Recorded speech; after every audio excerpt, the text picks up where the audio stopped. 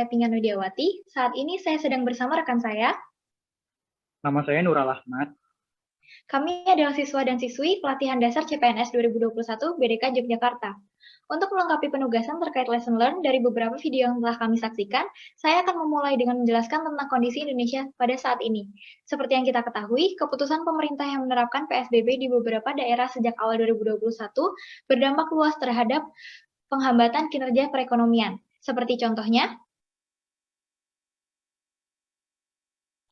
penghasilan masyarakat menurun karena pandemi menyebabkan sebagian besar sektor usaha mengurangi aktivitasnya atau tutup total, dan angka pengangguran pun meningkat.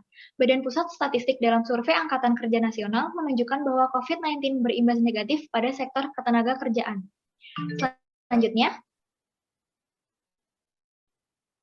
kebijakan PSBB untuk mencegah penyebaran pandemi juga berdampak terhadap kelangkaan barang karena terbatasnya mobilitas dan berkurangnya kemampuan supplier besar untuk mendistribusikan barang-barang pokok kepada masyarakat.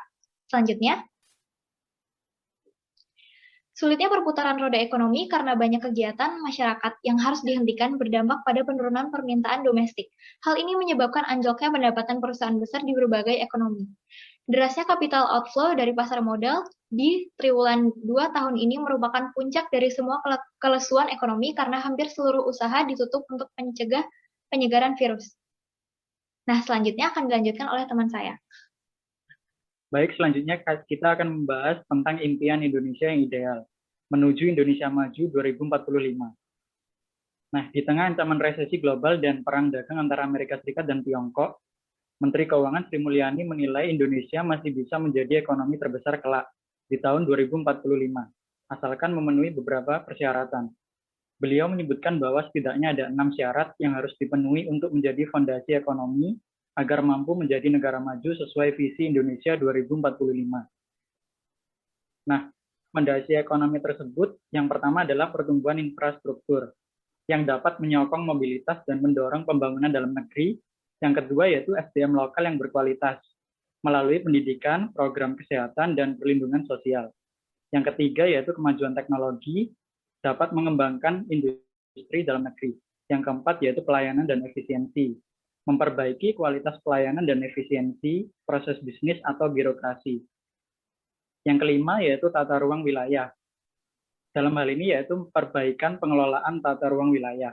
Dan yang terakhir adalah APBN, yaitu menjaga APBN tetap sehat dan stabil.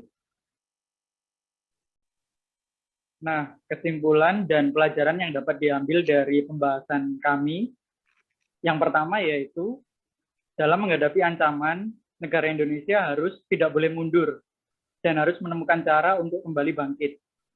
Terlebih lagi, Indonesia memiliki ambisi yang mulia, yaitu menjadi negara maju di tahun 2045. Hal tersebut tentu tidak mudah. Indonesia harus memperkuat fondasi ekonomi yang terdiri dari infrastruktur, SDM, teknologi, pelayanan, tata ruang, dan APBN yang stabil. Selanjutnya. Karena pandemi sudah sangat berdampak negatif di segala aspek, sebagai warga negara Indonesia yang baik, sebaiknya kita ikut melaksanakan kebijakan yang telah dirancang pemerintah tersebut dengan cara mendukung dan membeli produk-produk UMKM di sekitar kita. Baik, terima kasih. Semoga video ini bermanfaat bagi yang menonton.